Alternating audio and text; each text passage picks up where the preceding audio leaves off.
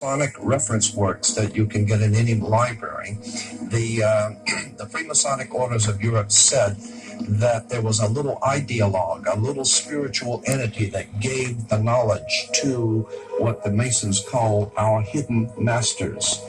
That's what Freemasonry refers to those who lead world Freemasonry. They don't know who they are. No Freemason knows who the actual leaders of the world organization are. They call them our hidden masters. Well, according to the reference works, there is a little spiritual entity that guides the world Freemasonry, and they call him Yoda.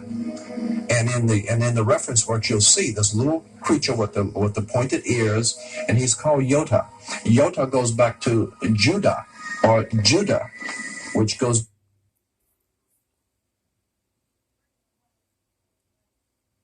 And that's why they're today called British. The British, it's a very big difference between being English and British. Brit is Hebrew for a contract or a covenant, and Ish means man in Hebrew.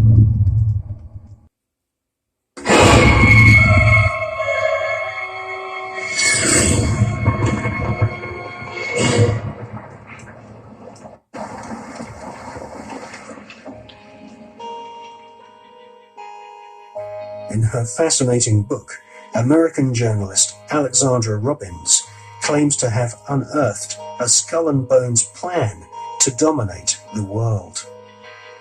One can't help recognizing the fact that in the 170 years since the formation of the Skull and Bones Society, it has members in the most influential jobs all over the world.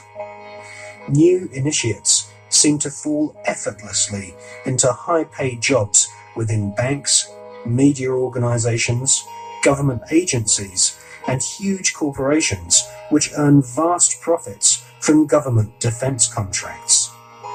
Some researchers claim that all members agree to tithe their wealth over to the society, thus ensuring that their offspring will become future initiates of the Brotherhood of Death.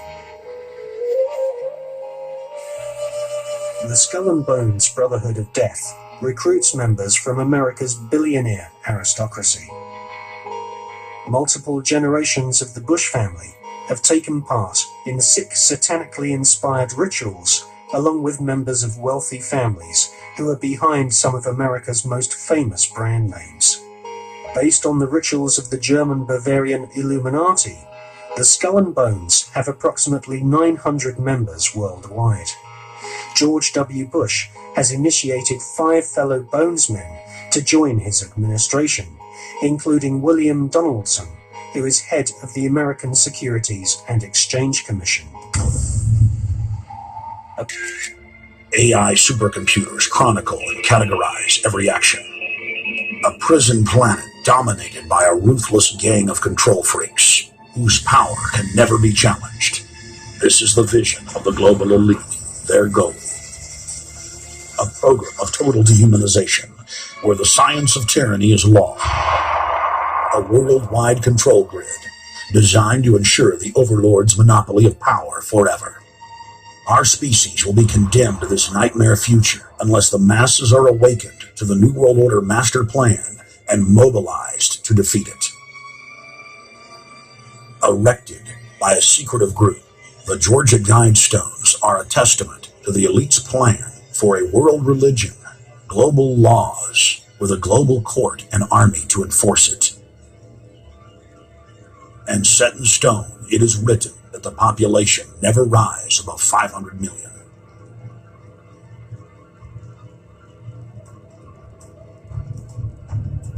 In this film, you will learn how our world is truly governed.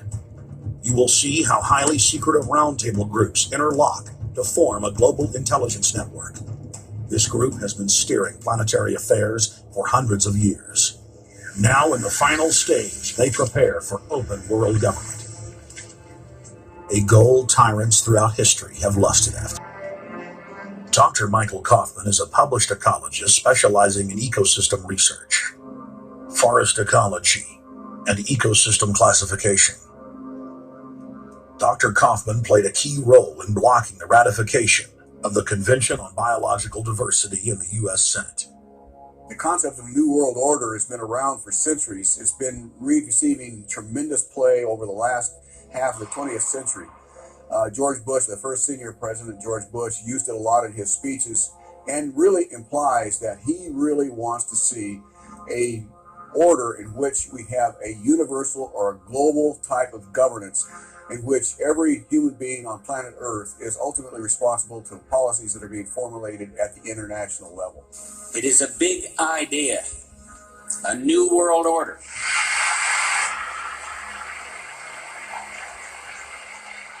President Bush said that the New World Order was in tune, and that's what they were working for. The UN is part of that government. They're working right now very significantly for a North American Union. That's why there's a lot of people in Washington that don't care too much about our borders. They have a philosophic belief that national sovereignty is not important. It's also the reason I have made very strong suggestion that we need not be in the United Nations for our national security. The UN has put out dozens of public documents where they're calling for an 80% world population reduction. In fact, at the Beijing Women's Conference, the World Conference, back in 1997, the head of the UN Food Program said, "We will use food as a weapon against the people." Let me assure you that absolutely nothing that I'm going to tell you is exaggerated, is interpolated, or is imagined. Everything I'm going to tell you is documented.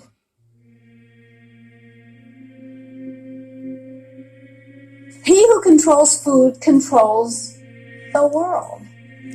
Well, they said in 1962, we're going to work toward total global implementation of Codex Alimentarius on December 31st, 2009. They were sort of guidelines. Now, Codex Alimentarius Commission is administered by the World Health Organization, WHO, and the FAO, the Food and Agriculture Organization. They fund Codex and they run it at the request of the UN. So they're mommy and daddy to Codex Alimentarius. In 1994, Codex, with no notice here in this country whatsoever, declared nutrients, put on your intellectual seatbelts, declared nutrients to be toxins. They're poisons. Under Codex, every dairy cow on the planet must be treated with Monsanto's recombinant bovine growth hormone. Furthermore, under Codex, every animal used for food on the planet must be treated with subclinical antibiotics and must be treated with exogenous growth hormones. If you do the numbers in the WHO FAO projections, the epidemiological projections, they estimate, not I, that just the vitamin and mineral guideline alone, when it goes into global implementation on December 31st, 2009, will result in a minimum of 3 billion, that's B, bad, big, billion deaths. 1 billion through simple starvation. Those folks who die are not particularly economically successful from the point of view of the corporations. But the next 2 billion, they will die from the preventable diseases of undernutrition. Who will live? Probably those people who are wealthy enough and powerful enough to have their own pushers of clean food and nutrients. So we need your help, because the United States leadership is what's going to literally save the population of the planet. During the American Civil War, President Lincoln bypassed the high-interest loans offered by the European banks and decided to do what the Founding Fathers advocated, which was to create an independent and inherently debt-free currency. It was called the greenback. Shortly after this measure was taken, an internal document circulated between private British and American banking interests stated, "Slavery is but the owning of labor, and carries with it the care of laborers, while the European plan is that capital shall control labor by controlling wages. This can be done by controlling the money. It will not do to allow the greenback, as we cannot control that." The fractional reserve policy perpetrated by the Federal Reserve, which has spread in practice to the great majority of banks in the world, is, in fact, a system of modern slavery. Think about it. Money is created out of debt. And what do people do when they are in debt? They submit to employment to pay it off. But if money can only be created out of loans, how can society ever be debt-free? It can't. And that's the point. And it is the fear of losing assets coupled with the struggle to keep up with the perpetual debt and inflation inherent in the system, compounded by the inescapable scarcity within the money supply itself, created by the interest that can never be repaid, that keeps the wage slave in line, running on the hamster wheel with millions of others, in effect powering an empire that truly benefits only the elite at the top of the pyramid. For, at the end of the day, who are you really working for? The banks. Money is created in a bank and invariably ends up in a bank. They are the true masters, along with the corporations and governments they support. Physical slavery requires people to be housed and fed. Economic slavery requires people to feed and house themselves. It is one of the most ingenious scams for social manipulation ever created, and at its core, it is an invisible war against the population. Debt is the weapon used to conquer and enslave societies, and interest is its prime ammunition.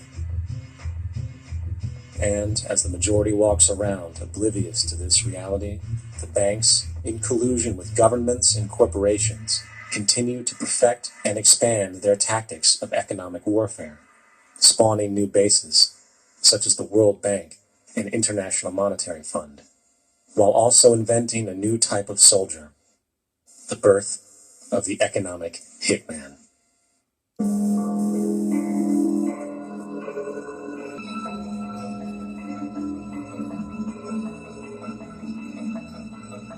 We economic hitmen really have been the ones responsible for creating this first truly global empire. And we work many different ways.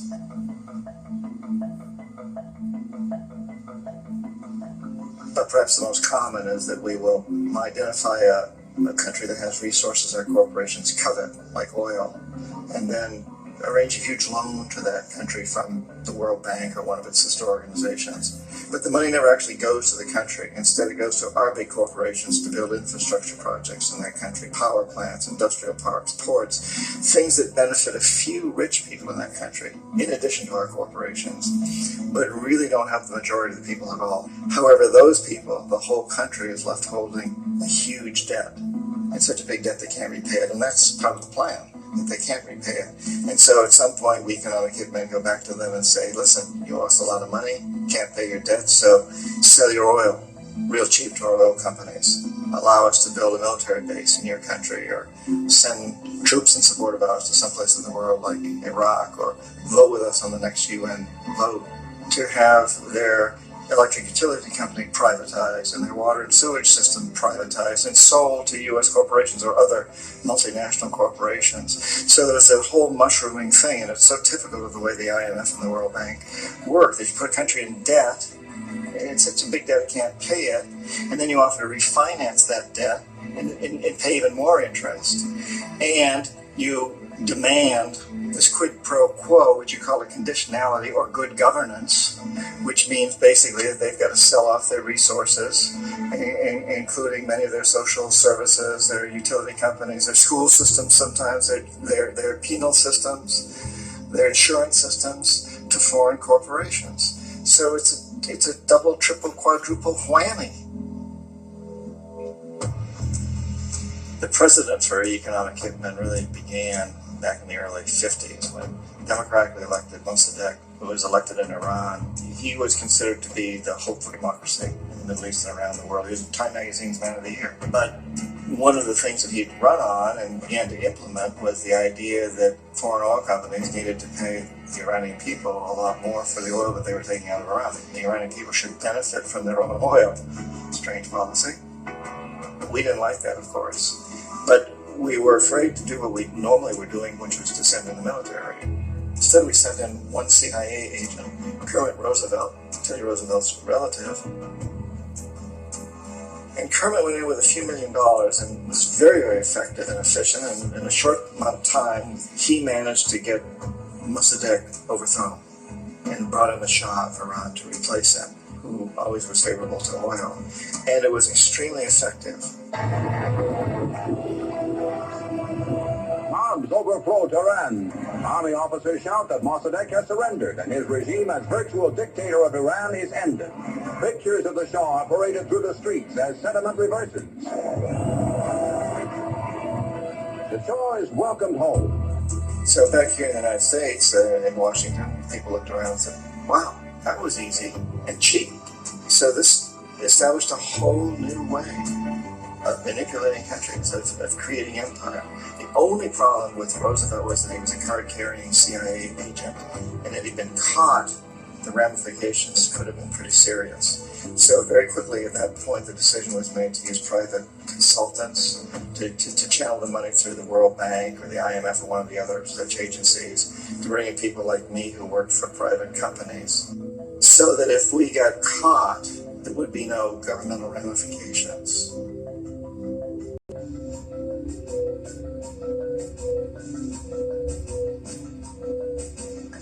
When Arbenz became president of Guatemala, the country was very much under the thumbs of United Fruit Company, the big international corporations. And Arbenz ran on this ticket that said, we want to get the land back to the people. And once he took power, he was implementing policies that would do exactly that, give the land rights back to the people. United Fruit didn't like that very much.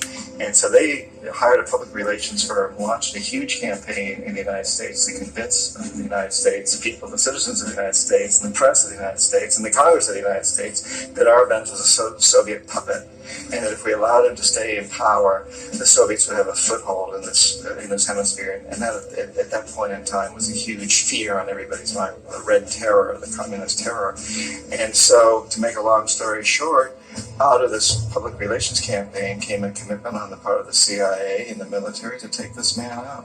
And in fact, we did. We sent in planes, we sent in soldiers, we sent in jackals, we sent everything in to take him out, and did take him out. And as soon as he was removed from office, and the new guy that took over after him basically reinstated everything to the big international corporations, including United Fruit.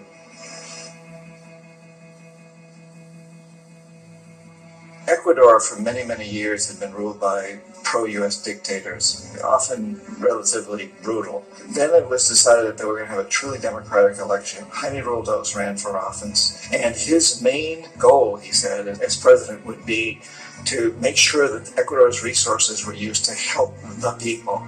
And he won, overwhelming, by more votes than anybody had ever won anything in Ecuador.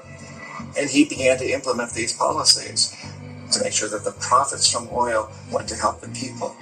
Well, we didn't like that in the United States. I was sent down as one of several economic hitmen to change Roldos, to corrupt him, to bring him around, to let him know, okay, you can get very rich, you and your family, if you play our game, but if you continue to try to keep these policies you've promised, you're going to go. He wouldn't listen. He was assassinated. As soon as the plane crashed, the whole area was cordoned off. The only people allowed in were U.S. military from a nearby base and some of the Ecuadorian military. When an investigation was launched, two of the key witnesses died in car accidents before they had a a chance to testify, a lot of very, very strange things that went on around the assassination of Jaime Roldos. I, like most people who've really looked at this case, have absolutely no doubt that it was an assassination. And of course, in my position as an economic hitman, I was always expecting something to happen to Jaime, whether it be a coup or assassination. I wasn't sure, but that he would be taken down because he was not being corrupted. He would not allow himself to be corrupted the way we wanted to corrupt him.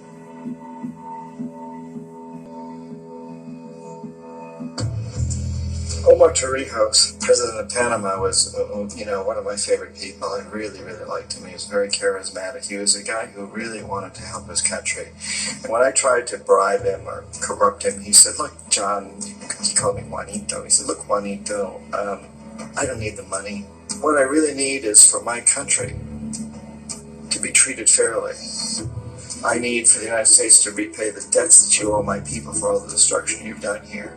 I need to be in a position where I can help other Latin American countries win their independence and be free of this terrible presence from the north that you people are exploiting us so badly.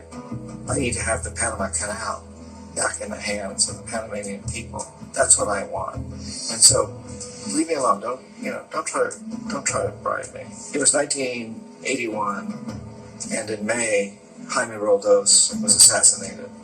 And Omar was very aware of this. Torrijos kept his family together and he said, I'm probably next, but it's okay because I've done what I came here to do. I renegotiated the canal. The canal will now be in our hands. He just finished negotiating the treaty with Jimmy Carter.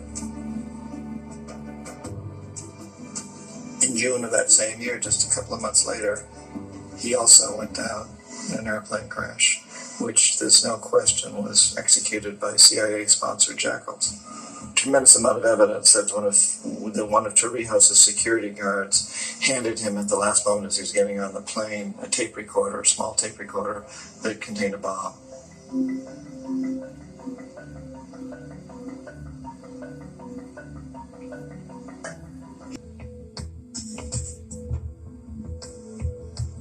Iraq actually is a perfect example of the way the whole system works. So we economic hitmen are the first line of defense. We go in and we try to corrupt the governments and get them to accept these huge loans, which we then use as leverage to basically own them.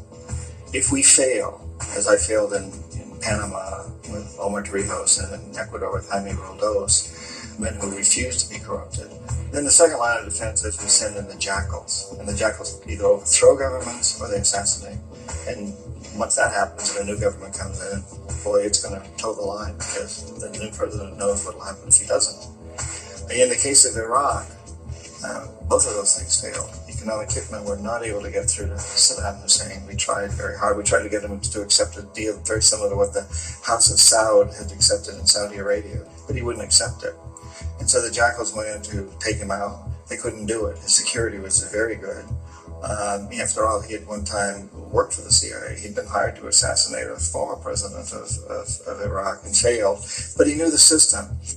So in 91, we send in the troops and we take out the Iraqi military. So we assume at that point that Saddam Hussein was going to come around. We could have taken him out, of course, at that time, but we didn't want him. He's the kind of strong man we like. He controls his people. We thought he could control the Kurds and keep the Iranians in their border and keep pumping oil for us. And then once we took out his military, now he's going to come around. So the economic hitmen go back in the 90s without success. If they had success, he'd still be running the country. We'd be selling him all the fighter jets he wants and everything else he wants. But they couldn't. They didn't have success. The jackals couldn't take him out again. So we sent the military in once again, and this time we did the complete job and took him out, and in the process created for ourselves some very, very lucrative construction deals. We had to reconstruct a country that we essentially destroyed, which is a pretty good deal if you own construction companies, big ones. So Iraq shows the three stages. The economic hitmen failed there, the jackals failed there, and as a final measure, the military goes in. And in that way, we've really created an empire, but we've done it very, very subtly. It's clandestine. All the empires of the past were built on the military, and everybody knew they were building them. So the British knew they were building them, the French, the Germans, the Romans, the Greeks. And they were proud of it, and they always had some excuse, like spreading civilization, spreading some religion, something like that. But they knew they were doing it. We don't. The majority of the people in the United States have no idea that we're living off the benefits of a clandestine empire. That today there's more slavery in the world than ever before. Then you have to ask yourself, well, if it's an empire, then who's the emperor? Obviously, our presidents of the United States are not emperors. An emperor is someone who's not elected, doesn't serve a limited term, and doesn't report to anyone, essentially. So you can't classify our presidents that way. But we do have what I consider to be the equivalent of the emperor, and it's what I call the corporatocracy. The corporatocracy is this group of individuals who run our biggest corporations, and they really act as the emperor of this empire. They control our media, either through direct ownership or advertising. They control most of our politicians because they finance their campaigns either through their corporations or through personal contributions that come out of the corporations. They're not elected. They don't serve a limited term. They don't report to anybody. And at the very top of the corporatocracy, you really can't tell whether a person's working for a private corporation or the government because they're always moving back and forth. So, you've got a guy who one moment is the president of a big construction company like Halliburton, and the next moment he's vice president of the United States, or the president who is in the oil business. And this is true whether you've got Democrats or Republicans in the office. You have to moving back and forth through the revolving door.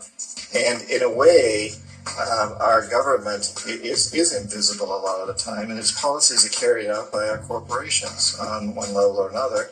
And then again, the policies of the government are basically forged by the corporatocracy and then presented to the government, and they become government policy. So it's an incredibly cozy relationship.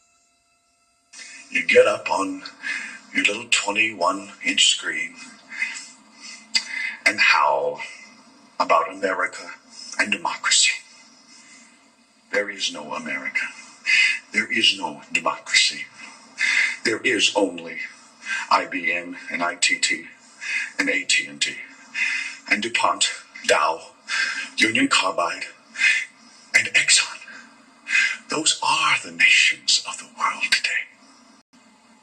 We no longer live in a world of nations and ideologies, Mr. Beale. The world is a college of corporations, inexorably determined by the immutable bylaws of business. The world is a business, Mr. Beale. We have very powerful tools on our side called the Bill of Rights and the Constitution. These documents state that no government can deprive us of our natural rights. So how is it happening?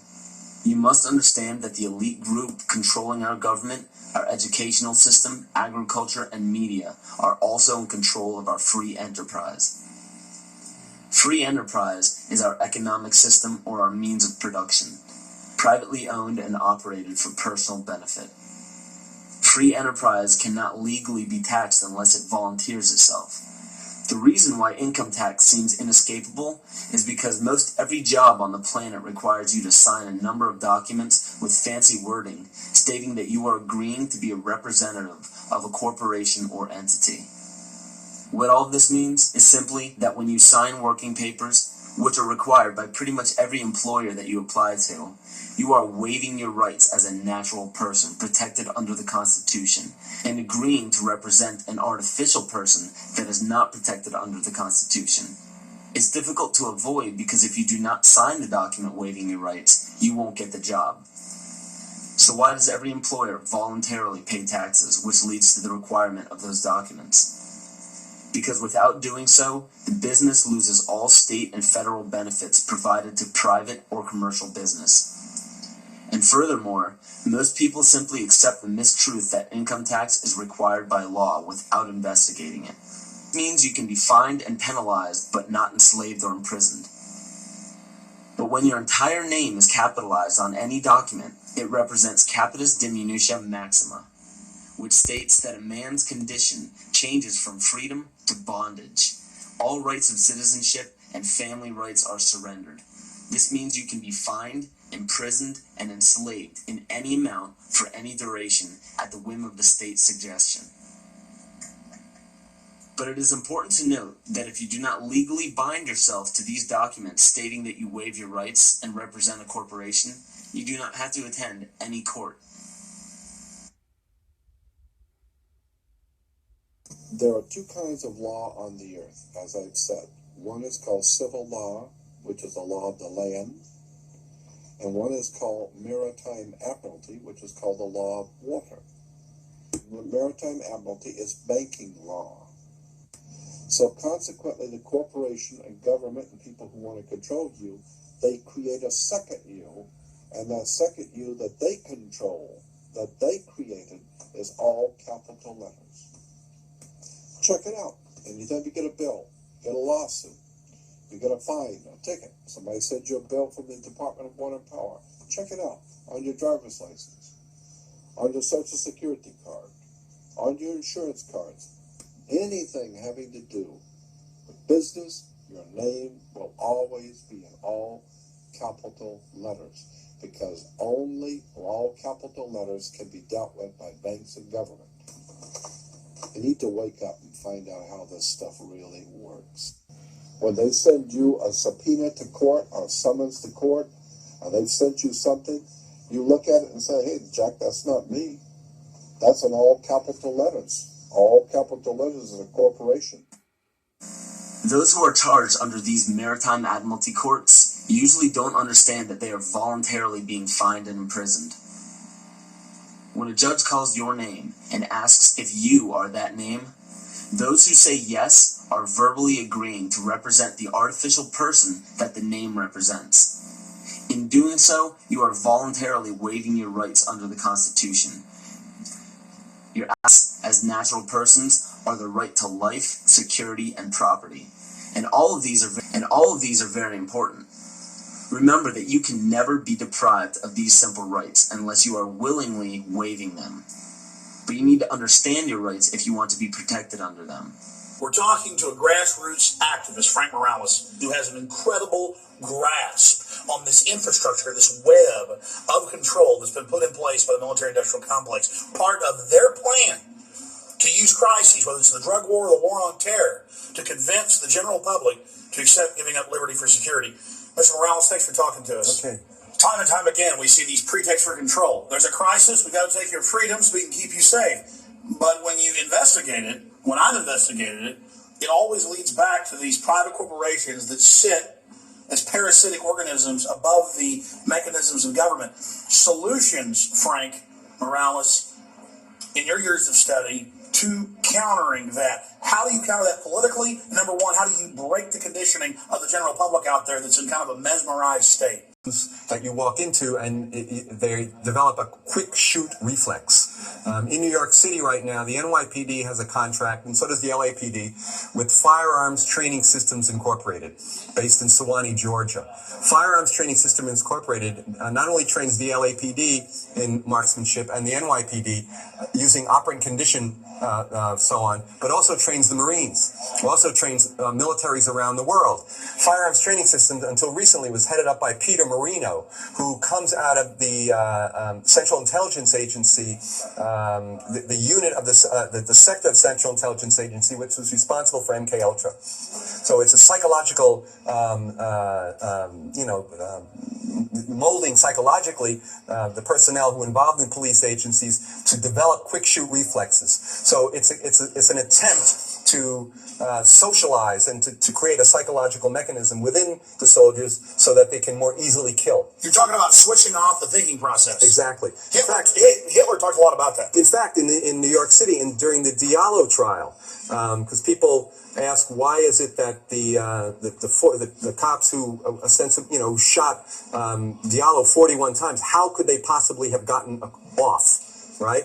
if you examine the details of that trial, which I did, they got off, according to the judge and according to the various testimonies that were made, because they were not thinking when they did it. They were acting on their training. Firearms training system, in their brochure, which the NYPD has a contract, in their brochure they say firearms training system, having a contract with us also gives you protection against liability against the use of excessive force. It says that in their brochure. We need to